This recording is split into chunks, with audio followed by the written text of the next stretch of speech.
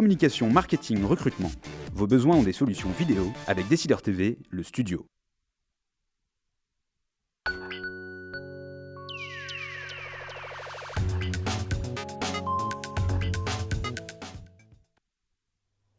Bienvenue dans les Décideurs de l'Emploi. Nous sommes en direct sur Décideur TV et sur MyTF1 News.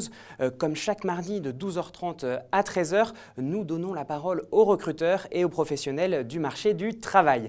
Et aujourd'hui, j'ai le grand plaisir de recevoir Elena Fourès, consultant en leadership et multiculturalité et fondatrice du cabinet Idem Peridem, qui a pour spécialité d'accompagner les dirigeants. Elena Fourès, bonjour. Bonjour. Alors, selon une enquête du cabinet Ethics & Boards, qui est parue en ce début de mois, juin 2014, la part des femmes dans les conseils d'administration des entreprises du CAC 40 a triplé en 5 ans pour atteindre aujourd'hui 30,3% de femmes. Alors, va-t-on vers un girl power dans l'entreprise? Tel est le thème de ce décideur de l'emploi. Et pour commencer, Elena Fourès, je vous poserai cette question en reprenant une chanson de Jean Ferrat. La femme est-elle l'avenir de l'homme, selon vous? Alors c'est une très bonne formule, une très belle formule, même si elle a déjà été employée et utilisée à des fins un peu sexistes. Ceci dit, je vais m'expliquer tout à l'heure, ceci dit, je ne suis pas fan des formules qui opposent les uns aux autres, notamment les femmes aux hommes, donc dire que la femme est l'avenir de l'homme, ça présuppose, ou tout au moins fait une allusion que l'homme est en voie de déclinaison, qu'il décline dans son pouvoir, ce n'est pas tout à fait vrai. Je pense que et la femme et l'homme appartiennent à l'avenir et peut-être plus dans l'harmonie qu'avant. Donc l'ascension des femmes ne se fait pas au détriment des hommes, c'est ça que vous voulez nous dire? Absolument, tout à fait. Alors vous nous parliez d'un exemple malheureux. Je me rappelle d'une publicité qui a passé dans tous les journaux. Je pense que c'était la Société Générale qui faisait cette publicité, La femme est l'avenir de l'homme. On voyait une femme qui timidement émergeait derrière les épaules larges d'un homme définitivement leader et qui était complètement contre-productive et qui a provoqué d'ailleurs le tollé dans les milieux, je dirais, des femmes cadres de toutes les banques et assurances. J'ai eu le plaisir de démolir cette publicité en présence des décideurs de la Société Générale lors d'une conférence. Alors, je le rappelais, néanmoins avancé en France, puisque 30,3% des personnes composant les conseils d'administration sont des femmes en France. C'est le résultat de la loi Zimmermann-Copé, qui est parue en 2011, qui avait imposé un quota de 20% minimum. Aujourd'hui, en 2014, nous sommes à 30,3%. On a fait mieux qu'annoncé. Est-ce que c'est le cas de tous les autres pays, nos pays voisins, notamment en Europe?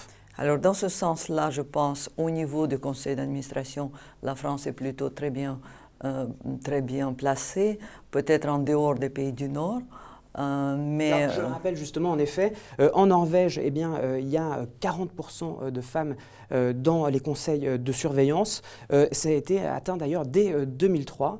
En revanche, en Allemagne, c'est un peu plus faible, 22%. Et en Angleterre, c'est 21%. Alors finalement, la France, plutôt dans le haut de tableau? Tout à fait. Sur ce paramètre, oui. Pourtant, sur l'autre paramètre, c'est-à-dire la participation des femmes dans les comités exécutifs et comités de direction, c'est un petit peu différent. Moins bien, parce qu'il n'y a pas eu d'incitation, je dirais, de loi et de mesures spécifiques du gouvernement qui étaient prises. Et donc, on a encore un chemin à faire. Alors, derrière les chiffres, on a rappelé les chiffres, vous êtes d'origine russe, vous avez émigré en France, puis vous avez travaillé en Afrique, et vous avez fait, on l'a dit dans cette introduction, de la multiculturalité votre atout. Vous travaillez dans 5 langues, vous accompagnez des dirigeants dans toute l'Europe. Est-ce que d'un point de vue qualitatif, qu'est-ce que vous remarquez sur la place des femmes? On a parlé de l'Allemagne, de l'Angleterre, de la Norvège. Quelles sont les différences? Je pense qu'en France, on est quand même bien placé parce que non seulement c'est acté dans le mindset collectif que la femme peut réussir sa vie professionnelle tout en ayant une vie personnelle équilibrée, ce qui n'est pas vrai dans tous les pays, par exemple en Allemagne. Mais tout récemment, j'ai fait une conférence à Bruxelles et on m'a devant beaucoup de femmes, 300 personnes à peu près, et on m'a posé des questions qu'on ne peut plus poser en France. de type, est-ce que vous croyez vraiment qu'une femme peut réussir sa vie personnelle et sa vie professionnelle en même temps?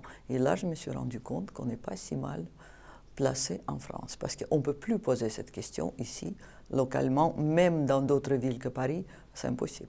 Vous disiez, en Allemagne, c'est plus difficile de joindre la vie personnelle et professionnelle. Voilà, en Allemagne, vous savez que les mères qui travaillent sont harcelées dans les supermarchés, parce que ce sont des mauvaises mères.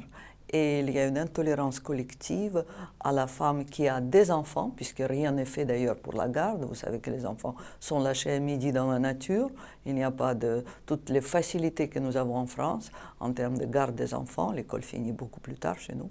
Et donc il y a la possibilité de travailler, tandis qu'en Allemagne, il n'y a pratiquement pas de possibilité, à moins d'avoir des employés chez soi qui s'occupent des enfants. Donc c'est vraiment le mindset, là, je dirais le biotope culturel collectif qui fait que c'est beaucoup plus difficile. Par contre, une femme qui renonce à la vie personnelle est plébiscitée dans les entreprises, puisqu'effectivement, elle peut occuper des postes importants. Je trouve ça très injuste et très déséquilibré, du point de vue français, local et du point de vue général. Voilà, parce que ce n'est pas ça qui va épanouir les femmes, mais c'est une vision extrêmement binaire qui vient d'une autre culture, une culture spécifique, où il y avait les 3 K, les fameux 3 K, qui donc limitaient la femme aux enfants, à l'église et à la cuisine. Alors, on est quand même loin de ce temps-là, je pense, Elena Forès. On parlait des bons élèves sur cette question de la parité et de la place des femmes dans l'entreprise, notamment les pays du Nord, la Norvège, par exemple. Là, d'un point de vue justement culturel, qu'est-ce qui fait la différence entre la femme norvégienne et la femme française ou allemande? Mais en Norvège, il est tout à fait possible, par exemple, ou dans les pays du Nord en général, qu'un père s'arrête de travailler pendant 1 ou 2 ans et pour prendre un congé parental, c'est même très bien vu, tandis qu'en France, c'est encore loin le cas. Le partage des tâches domestiques, il est totalement différent au niveau de la vie de tous les jours. Et puis la vision de la femme dans l'entreprise, c'est totalement différent. Je vais vous donner un exemple un peu choquant, mais par exemple, au Danemark et en Norvège, les toilettes sont mixtes.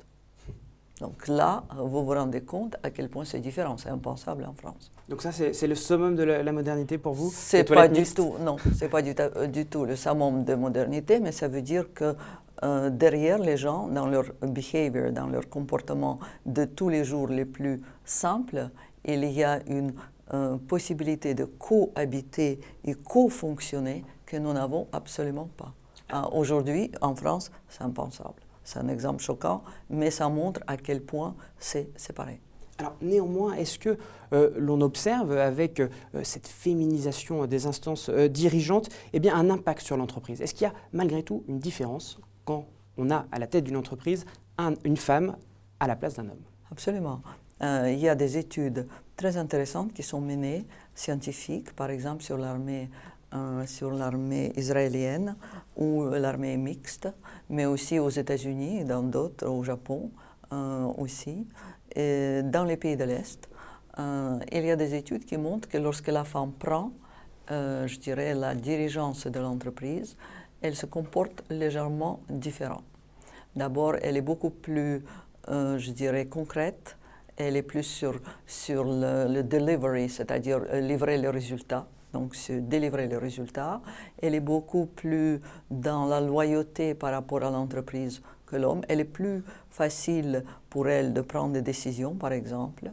Le sens éthique de la femme fait qu'elle est vraiment très attachée à tout ce qui est compliance.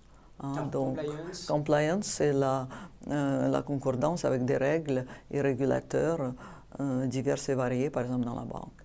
Voilà, et donc il y a le sens aussi de développement durable que chez la femme est très développé, donc il y a moins de gaspillage. Un exemple tout à fait pragmatique, c'est voilà, vous avez une réunion, il y a 8 plateaux de repas qui sont arrivés, et puis il y a 3 personnes ou 4 personnes qui ne déjeunent pas. Et donc les repas sont arrêtés, enfin sont sur la table, et après ça va dans la poubelle. Il y a toujours une femme qui dit, est-ce qu'on ne peut pas les distribuer à quelqu'un?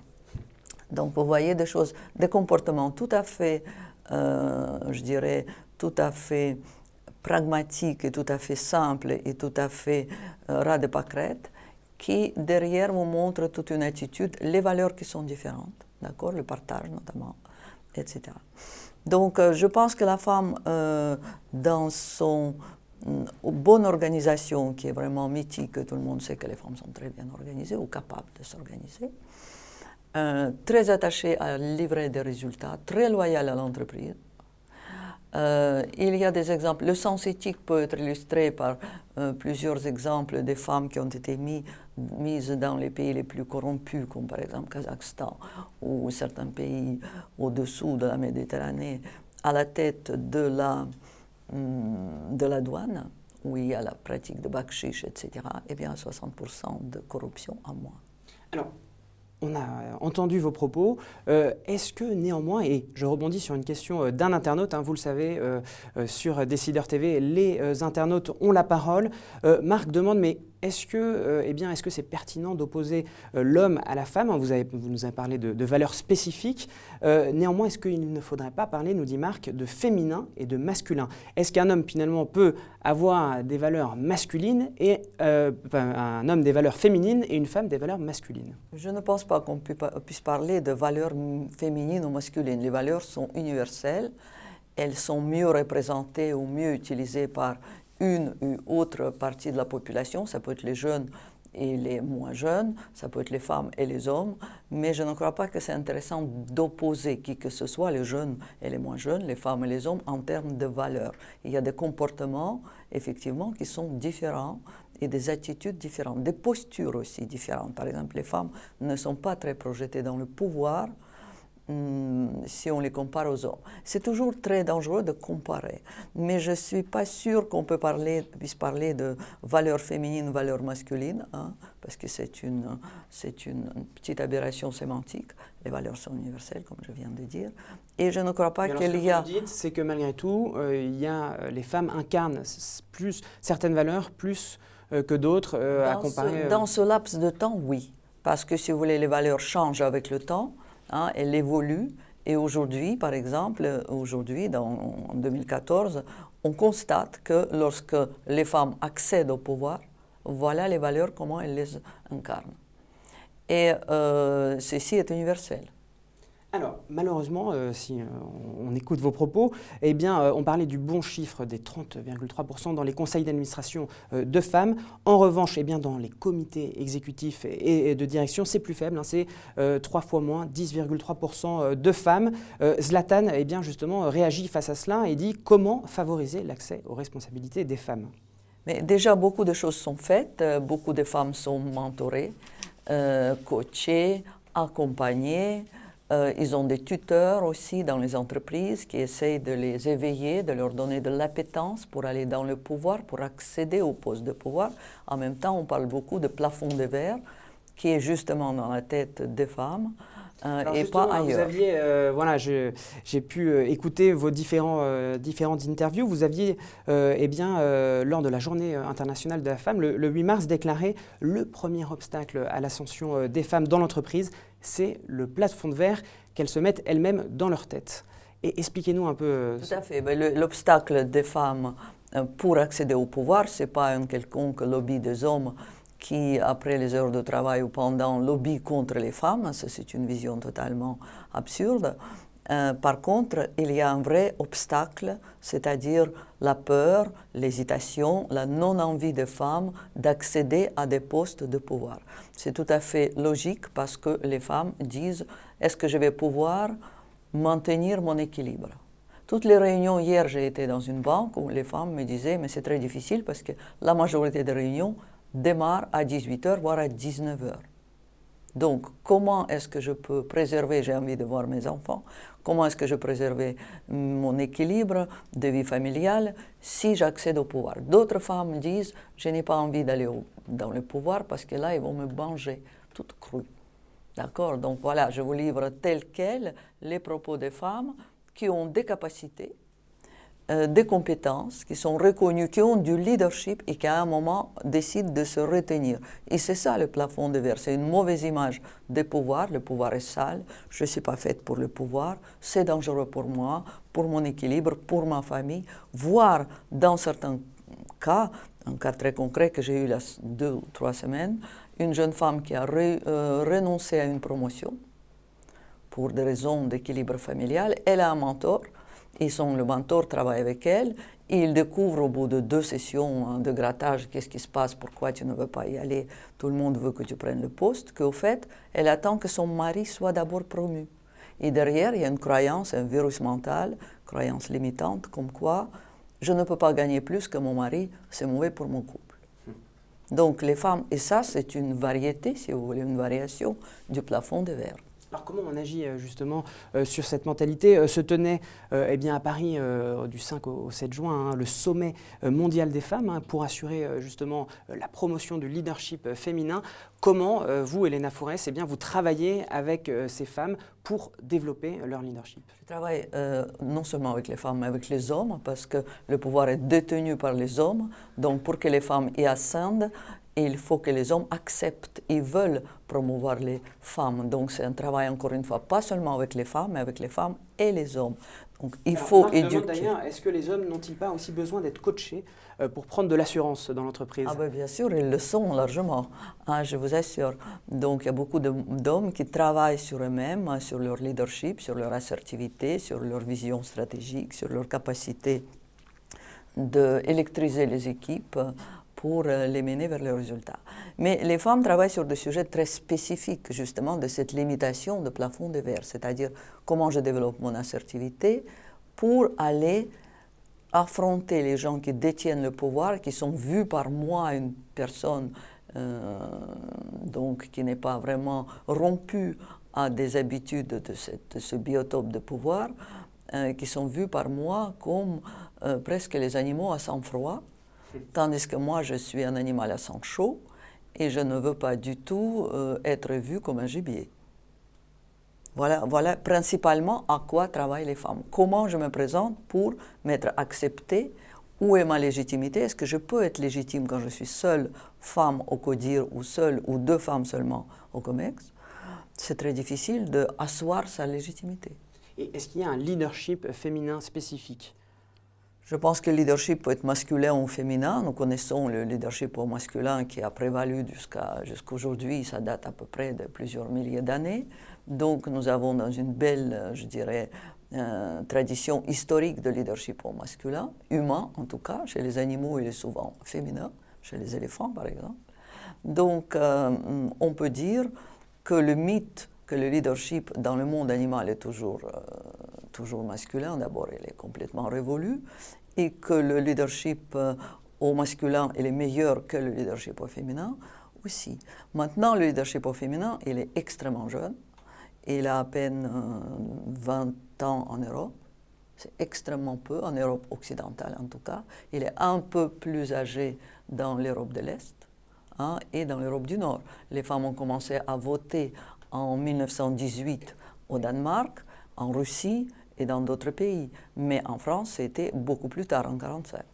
Et dans les années 60, la femme française avait encore besoin d'autorisation de son mari pour avoir un cahier d'échecs, un carnet d'échecs. Donc on parle souvent de leadership au féminin et on incite les femmes et on se désole parce qu'elles ne sont pas assez avancées, mais je vous assure, on a oublié d'où on vient.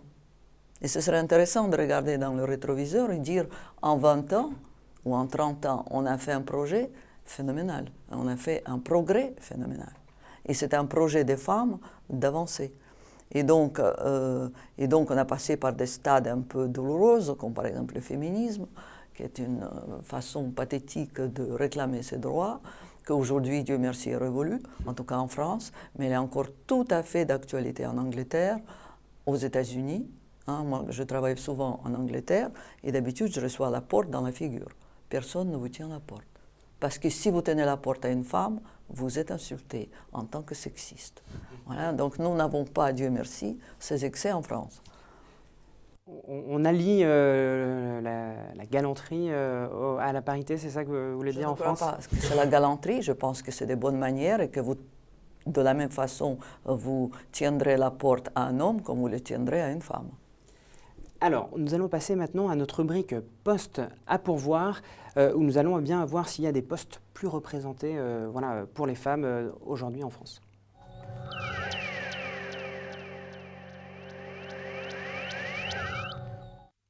Quels sont les postes, en effet, Elena Fourès, où les femmes sont le plus représentées dans l'entreprise? Aujourd'hui, les femmes sont représentées le plus dans les fonctions de support, c'est-à-dire dans le back-office, d'accord, dans toutes les fonctions de support, quelles qu'elles soient, la ressources humaines, la communication, évidemment IT, ça peut être legal, tout ce qui est juridique, compliance, dont on a déjà parlé, mais aussi voilà, toutes les fonctions administratives de support. Donc plutôt en back-office alors? Plutôt en back-office.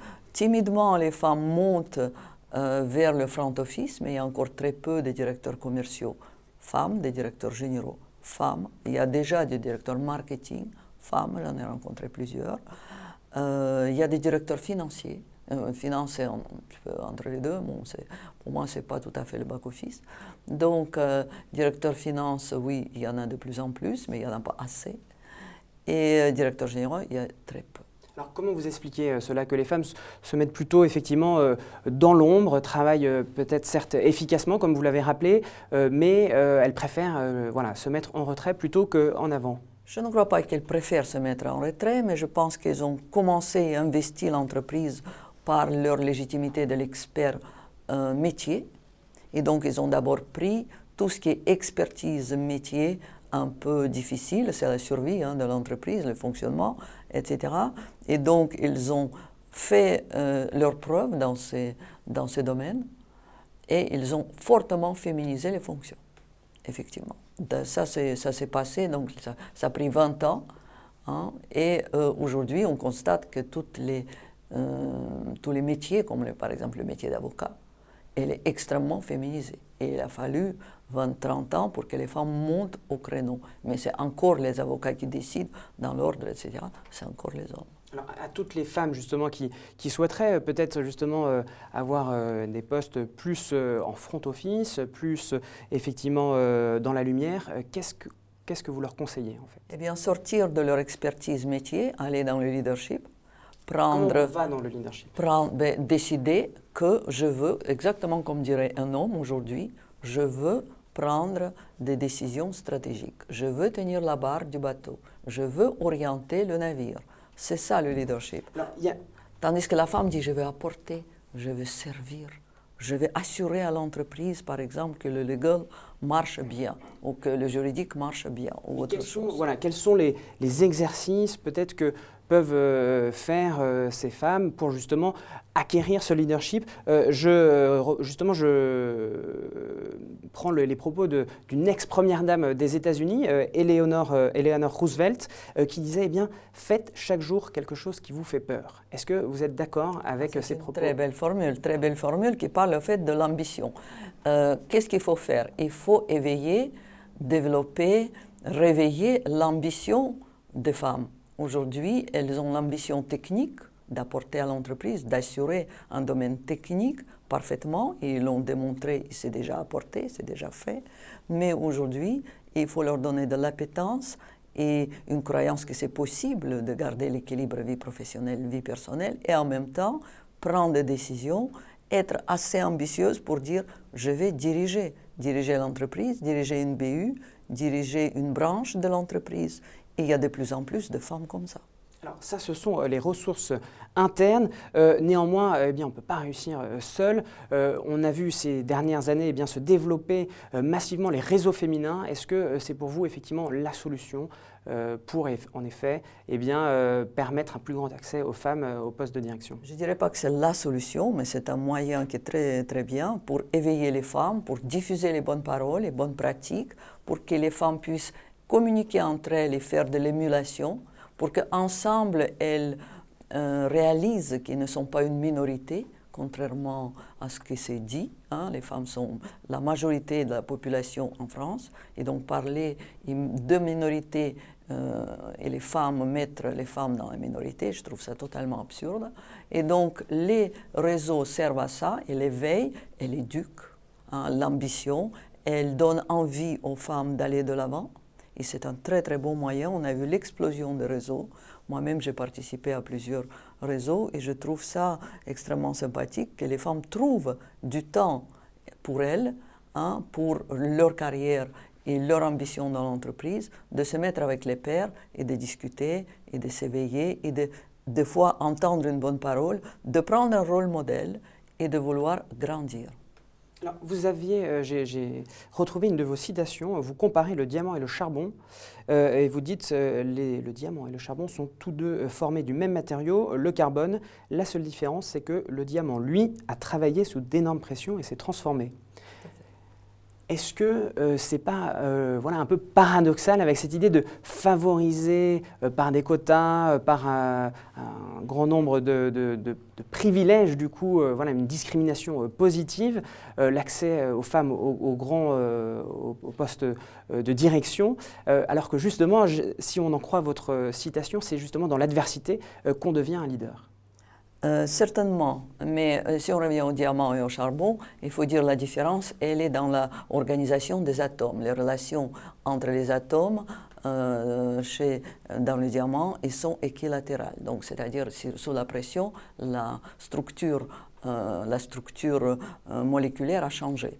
Donc c'est la même chose pour les leaders. Sous pression, effectivement, ils se forment, ils grandissent, ils s'endurcissent. Et je peux vous faire une autre métaphore, c'est l'acier trempé. On met une lame chauffée à blanc, on met dans l'eau froide, on la réchauffe au blanc, et après c'est un acier qui est invincible. C'est le même principe.